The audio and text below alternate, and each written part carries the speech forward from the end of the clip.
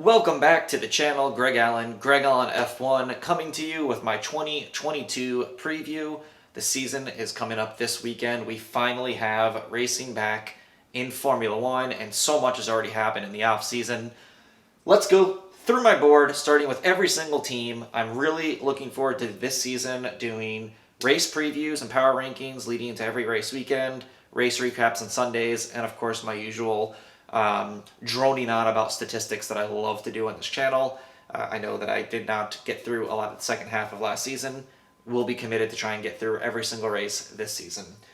Alpine, first and foremost, up on my board. Alonso. Fernando Alonso hits 40 years old this year. He is now the elder statesman of Formula One, and I look forward to seeing what Alonso can bring to it. Such a legend of the sport. Huge fan of Fernando's, always have been. But what can he do at 40? So Alpine was an interesting one in testing so far. We have more testing coming up as I'm creating this video right now. But in what we've seen so far, Alpine had some show of possibly being pretty quick there. So what will they actually be able to translate into a race weekend? And Esteban Ocon. So as you know on this channel, I'm always talking about how Ocon seems to be improving as the season goes out. Every year he seems to kind of be under the radar. And then as the season goes along, gets better and better. Can he take that next step this year and maybe not be thought of as that second driver and maybe make that team, that Alpine, that French team his? Really like to see that, but I'm interested to see what he does.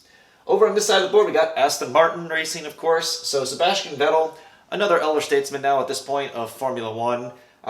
Where is his performance going to be at? That's what I'll be looking at. So he had some races like in Baku last year where he once again looked like the Seb that we all know and love, but that team took a step back in general last year. I know regulations starting the year seemed to really affect that team, but where is Seb at? Are we going to see Sebastian Vettel have a return to being more a top 10, top 5 driver again? Or are we kind of seeing him in the twilight of his career slowly become a backmarker? That's what I'm going to be looking for there. And of course, Lance Stroll, definitely not as hard on Stroll as a lot of people out there are. Don't think he had the best season last year. I thought he was much better 2 years ago. Again, part of that is that the entire team seemed to struggle all of 2021. So the branding of this car is fantastic. One of the best looking cars, I think, on the grid this year. Really happy that they're no longer Racing Point and Aston Martin. But speed needs to be there. I'd like to see them battling up there with McLaren, Ferrari, and honestly even a little better than Alpine, but they're not there. They were not there last year, so we'll see. On to Ferrari, speaking of them, the best looking cars on the grid for 2022, in my opinion, and that's coming from a McLaren fan who doesn't want to admit that, but they killed it with deliveries for this year. Absolutely, the new car looks stunning. I think they have one of the best driver lineups in Formula One. Leclerc and Sainz, I'm really big on both these guys. We don't need to say anything else about Charles Leclerc. He's been a Ferrari mainstay now for a couple of years. And Carlos Sainz, I think, in my opinion, exceeded expectations in that second ride, many times bringing the race right to his teammate there. I expect both of them to improve, and if Ferrari can improve in this new car, they might be right back up there with Red Bull and Mercedes this year. Great for the sport if they are, not so great for McLaren, so hopefully they don't. I'm only kidding if you're a Ferrari fan. AlphaTauri. So my two big questions on the board for this one. Pierre Gasly has been fantastic in that car, looks great, is an absolutely phenomenal driver. He keeps proving that to us the last 2 years. Can he win again, though? That's my question. Can that team put together a solid race win? We've seen him be in top 5s, top 3s, kind of flirting with the podium there, but we haven't seen him win in now 2 years. I'd like to see that team break through. And of course, Yuki Tsunoda. So for me, I was a little disappointed with Yuki Tsunoda's first year. I was if you look at this channel in the past, very hot on him coming into the 2021 season. I really expected him to be having a really solid first year and already this year be talking about him maybe challenging for that Red Bull second seat. I don't think that's the case anymore at all. I'm more interested in can Yuki Tsunoda stay in Formula One. Maybe a little harsh, but in general, he was thoroughly outclassed by Pierre Gasly last year. And I think that's troubling if you're Red Bull because you're saying Gasly wasn't good enough for the Red Bull, and he thoroughly outclassed their up-and-coming driver, Yuki. I think if Yuki has a equally bad year as he did to 2021, we might be looking at him even losing that ride as both these teams, both Red Bull and AlphaTauri, are becoming competitive seats. So I'm looking to see that next step from Yuki Tsunoda, and I hope he gets there because he's got a really interesting personality that I think works really well in Formula One because people are going to love him, people are going to hate him, and he doesn't really seem to care. He's going to say what he says, and that's kind of why people liked Max Verstappen in the past. So speaking of Max Verstappen, moving on to Red Bull, got the championship flag next to him. Verstappen is the champion, regardless of what you thought of that last race of the year. Can he do it again, though? And Verstappen has been knocking on the door of breaking through like he did last year for several years now. How does Red Bull translate that into now him being that number one, literally, number one car, and now being the team that's being chased by Mercedes, Lewis Hamilton, and maybe even Ferrari and some of the other teams there? How does Max handle that? He's the defending champion. Let's see what he can do. Can he repeat? Can he even be better than he was in 2021? I actually think he can. I think, in my personal opinion, I'm not sure that it was Verstappen or Hamilton. They were so close. I think Verstappen, we're just seeing the beginning of what this guy can do, and I think that we might be talking about Verstappen being a multi-time champion. I wouldn't be surprised if he runs away with it this year. And of course, Checo. So what happens to Checo after this year? Checo did have a win last year. At times struggled in the Red Bull, as we've seen every second driver. I think definitively we can say he's been the best second driver they've had in that seat since Daniel Ricciardo left the team. I'd like to see Checo now build on that. He's gotten to do something that no other Red Bull second driver has gotten to do now, have a full season under his belt, and actually return into the seat of that car. So I wouldn't be surprised if Checo takes some steps forward as well. But again, new car, we don't really know what's going to actually happen here. What we do know is that Checo has been able to adjust to any car he's in and be competitive and find a way to win and compete for podiums. I don't expect that to be any different in 2022. By far, the loudest team in the offseason has been Haas. So I posted my video yesterday that you saw. Kevin Magnussen is back. I made this board before the news started breaking about everything, before Nikita even lost his ride here. So K-Mags is back, and let me just start off by saying I think that's a fantastic move for both, obviously for Kevin Magnussen, but for Haas in general. He left the team because he didn't have the funding that some of these drivers coming in there. Raced with them for 4 years, never really got a chance to prove what he could do. I think he's a class driver. Do I think he's one of the top 4 or 5 drivers in F1? No, probably not, but I do think that he's deserving of a ride there. And what he brings to this team is stability and experience, and what else can you say more that Haas needs than that? This is a team that has been through turmoil times now in the last year and a half, in the news for all the wrong reasons for basically it seems like 4 years now, and what's going on in the world and what happened with Nikita and his ride has been a massive distraction for this team. And I understand there's a lot of people that are coming out there with the arguments for Pietro Fittipaldi. I hear you. Having Fittipaldi's name with Schumacher's name in that team would be just a marketing dream. But at the same time, you need some results on the track. And I'm not saying Pietro can't get there. I believe he is more than capable of getting there. I just think you have a better chance of getting points and bringing some experience and stability to that 2-car stable with Kevin Magnussen in that ride. So I do think it was the more responsible decision, if not maybe the more exciting one. And who doesn't like Kevin Magnussen? He's got such a great attitude. I'm so excited to see him back. And if things don't go well, we get to see him kick down some doors. So it's a win-win for everyone, right? And of course, will Haas be around after 2022 is the other thing I've got on this board here. We all know that this team is struggling. Now, they lost a major sponsor for all the reasons that are going on in the world, which I'm not going to get into in this channel really too much. Can they bring in more funding? Can they bring in more sponsorship? Or is this team going to maybe turn into an Andretti Motorsport F1 adventure, kind of leading into the 2023-2024 seasons? We know how interested in Formula One Andretti is. We know how uninterested Gene Haas seems to be getting with the results that Haas F1 has had.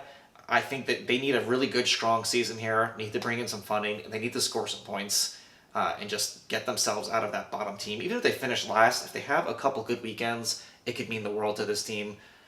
If they don't, I do fear that this team will not be in Formula One much longer, so we'll see.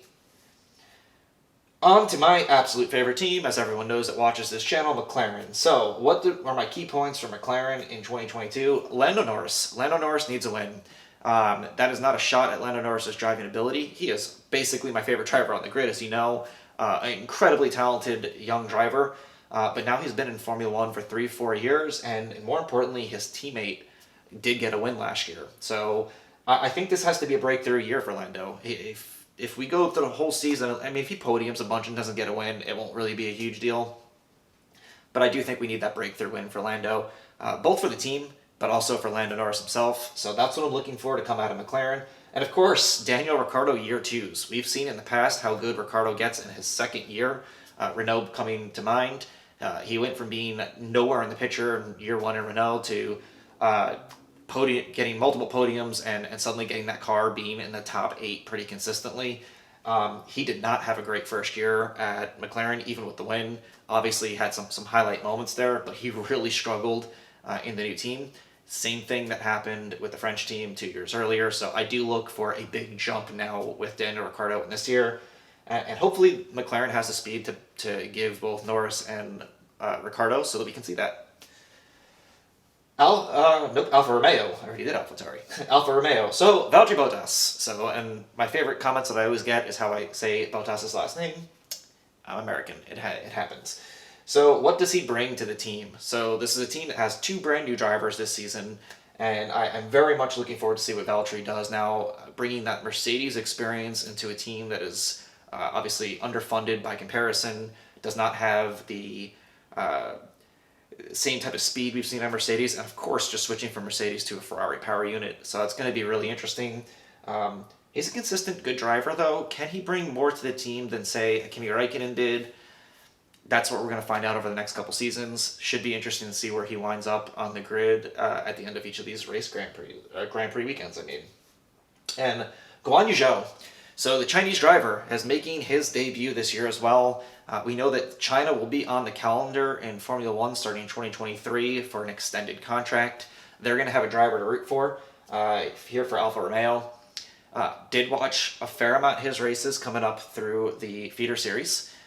And it's going to be interesting to see where he falls in. I don't know what to expect. It's a little different for me than Yuki was when he came in from the feeder series, where I had high expectations for Yuki. I'm not sure that I feel the same way here with Guan Yu Zhou. I think it's going to be a wait and see for me. So definitely, what does he bring? He brings young blood. He brings new faces to Formula One. That's a great thing for the sport. I just don't know what to expect out of him. Let me zoom out here for the last 2. Mercedes. So, of course, the still defending champion constructor team is Mercedes. And, of course, the big one here, George Russell is finally getting his shot in the Mercedes.